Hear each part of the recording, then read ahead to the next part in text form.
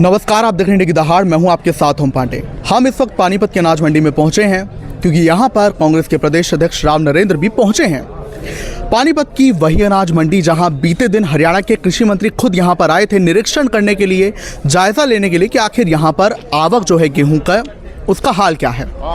कहकर गए मीडिया से बातचीत में कि सब ठीक है और 40 मिनट की बैठक भी ली। हालांकि किसान कह रहे कि हमसे तो मिलकर गए नहीं, लेकिन आज यहां पर राव नरेंद्र आए, उन्होंने किसानों से ज़रूर बातचीत की और उन्होंने मीडिया के कुछ सवालों का जवाब दिया, जिनमें प्रमुख सवाल थे कि आखिर जिन्होंने विधानसभा चुनावों में, राज्यसभा चुनावों में पार्टी से हटकर वोट किया, धोखा दिया पार्टी को, उन विधायकों पर आखिर एक्शन क्या होगा। और भी तमाम मुद्दे थे उन पर, उन सवालों पर वो क्या कुछ बोले हैं, आप सुनिए जरा। साथियों, आज कांग्रेस पार्टी द्वारा हमारे पानीपत के अंदर सभी जिले के मौजूद साहिबान आपके सामने, विधायक, पूर्व मंत्री, हमारे पार्टी के उम्मीदवार लोकसभा के, विधानसभा के और पार्टी के जिला अध्यक्ष साहिबान हमारे दोनों, और सभी मौजूद साहिबान जो यहाँ मौजूद हैं हमारे कांग्रेस पार्टी के, ये सब आज जो कार्यक्रम बना रखा है हमने कांग्रेस पार्टी की तरफ से कि मंडियों में जाके किसान भाइयों से मिल करके, व्यापारी भाई, आड़ती भाइयों से मिल करके उनकी समस्याओं को जाने और सरकार के सामने अपने विपक्ष के नाते उनके बात रखें। कल इसी उद्देश्य में हमारा दौरा तावड़ू और नूह के अंदर, मेवात जिले के अंदर मंडियों के अंदर था और वहाँ जाके हमने महसूस किया। आज पानीपत में भी देखे, कुछ लोग मिले यहाँ भी, कि किसान 5-5, 7-7 दिनों से अपनी फसल लेकर के मंडियों में परेशान है। सरकार दावे करती है कि एमएसपी के ऊपर हम सब माल खरीदने को तैयार हैं, एक एक दाना खरीदेंगे, लेकिन जो तरीका सरकार ने दिया है, जो गेट पास का तरीका है, ट्रैक्टर लेकर के आओ, ट्रॉली लेकर के आओ, उस पर नंबर होने चाहिए।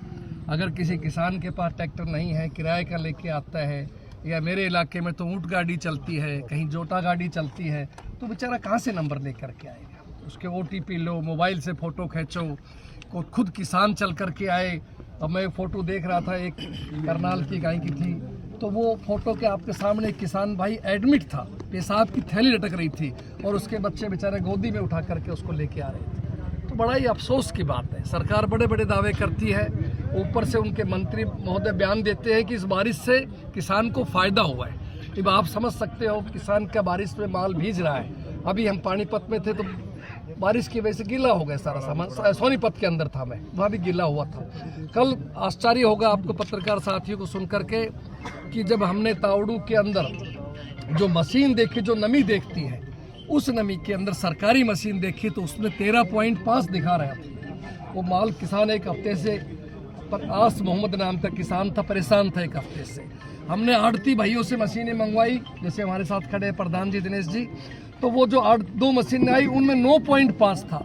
तो क्या साबित करता है कि साबित करता है कि सरकार की मंशा ठीक नहीं है, जानबूझ करके लोगों को परेशान कर रहे हैं। कहीं बारदाना नहीं है, कहीं आपके सामने वजन का भी शिकायत आई कि आपका कट्टे का इतना वजन है, बोरी का इतना है, फालतू वजन दिखाया जा रहा है। तो ये सब चीज़ें साबित करती है कि सरकार किसान विरोधी है, सरकार की मंशा ठीक नहीं है। और उसी बात को जगाने के लिए हम कांग्रेस के साथी, कांग्रेस के सिपाही, हम हर जगह जाकर के सरकार को मजबूर करेंगे कि एक एक दाना खरीदा जाए ताकि लोगों को परेशानी को दूर कर सकें। प्रधान जी, आपकी डिसिप्लिनरी कमेटी की रिपोर्ट आपके थ्रू गई हाईकमान को, कब तक डिसीजन, कोई विचार कब तक होगा? सीधा किसान की बात को अनुशासन पे ले गए।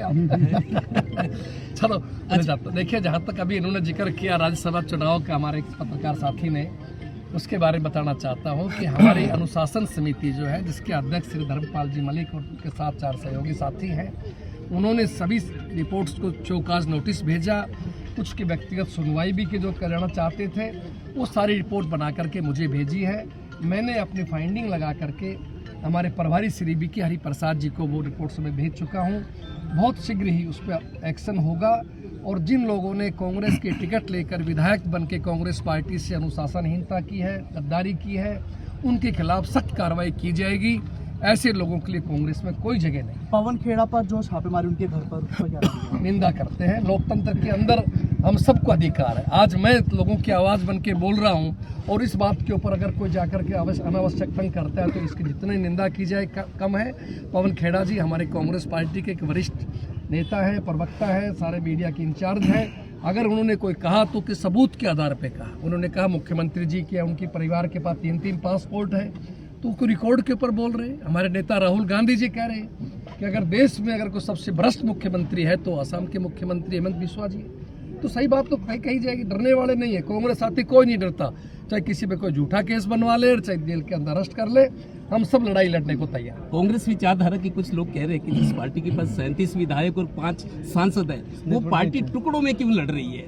बिल्कुल टुकड़ों में नहीं है। मैं आपको बता देना चाहता हूँ, मैं पार्टी का अध्यक्ष हूँ। पूरी तरह से कांग्रेस के सभी साथी एक है, सभी नेता एक है, सभी नेताओं का बराबर मुझे पूरा सहयोग मिल रहा है और कांग्रेस पार्टी तेजी से काम कर रही है। लोगों की जबान पे आ गया है, कांग्रेस सड़कों के ऊपर है। जब से हमारा संगठन बना है तेजी से हम लोग काम कर रहे हैं और लोगों में बहुत बड़ा एक परिवर्तन देखने को मिल रहा है। और मैं दावे के साथ कह सकता हूँ, आने वाले चुनाव के अंदर 2029 में भारी बहुमत के साथ कांग्रेस सरकार बनाने जा रही है, लोगों के आशीर्वाद से, लोगों के सहयोग से। आप पानीपत आए हो, वीरेंद्र सिंह की यात्रा आई है 3 दिन से, आज चौथा दिन है और 2 दिन संभाल कर रहेंगे, वो कांग्रेस को मजबूत करे आपको लग रहा है? देखिए, कांग्रेस में आप जानते हैं बहुत नेता है हमारे सभी। चौधरी वीरेंद्र सिंह जी हमारे इलाके बड़े वरिष्ठ नेता रहे, हरियाणा के ऊंचे पदों पर रहे हैं, बीच में भाजपा में भी रहे हैं। तो अगर कोई यात्रा निकाल रहे हैं तो वो यात्रा कांग्रेस की ऑफिशियल यात्रा नहीं है। ये हमारे प्रभारी जी श्री बीके हरिप्रसाद जी ने जब मेरा शपथ ग्रहण था उस दिन स्पष्ट रूप से कहा था, फिर भी ये कहा था वो तिरंगे के साथ में, राहुल जी की फोटो के साथ में जो साथी जाना चाहे उसका स्वागत है। हम किसी को जबरदस्ती भी नहीं भेजे और किसी को रोक भी नहीं। जिस दिन यात्रा का ऑफिशियल लेटर आएगा सबसे पहले मैं जाऊँगा। लेकिन ठीक है, अच्छी बात है, कोई भी अपनी यात्रा निकाले। कल भाई सचिन जी निकालते हैं, दिव्यांशु जी निकालते हैं, भाई विजेंद्र जी निकालते हैं, कोई भी निकाले, मैं निकालता हूँ, कौन मना करेगा बतौर नरेंद्र सिंह। देखिए, अगर मुझे प्रदेश अध्यक्ष यात्रा कोई निकालनी है तो मुझे पार्टी हाईकमान का इजाजत लेकर के ऑफिशियल रूप चलना पड़ेगा। सब साथी हमारे साथ चलेंगे। सर 2029 में क्या कोई नया चेहरा आ रहा है? किसका नया चेहरा? जी, कांग्रेस पार्टी का। कांग्रेस तो सबके सामने ही है, कांग्रेस में कोई नया पुराना चेहरा नहीं है। पार्टी है हमारी तो, और हमारी पार्टी सर्वे है। ऑल इंडिया में हमारे नेता, जन जन के नेता आदरणीय राहुल गांधी जी हैं, पार्टी के अध्यक्ष आदरणीय खड़गे साहब। अध्यक्ष जी, जब बारिश होती है तो हम लोग अपने सर के ऊपर छत ले लेते हैं, ठीक है, लेकिन जब इनकी फसलें यहाँ पर किसानों की बार पड़ी हुई है, मुआवजा को टाइम पे मिल नहीं रहा, तो सरकार मौन क्यों है इस बात पे?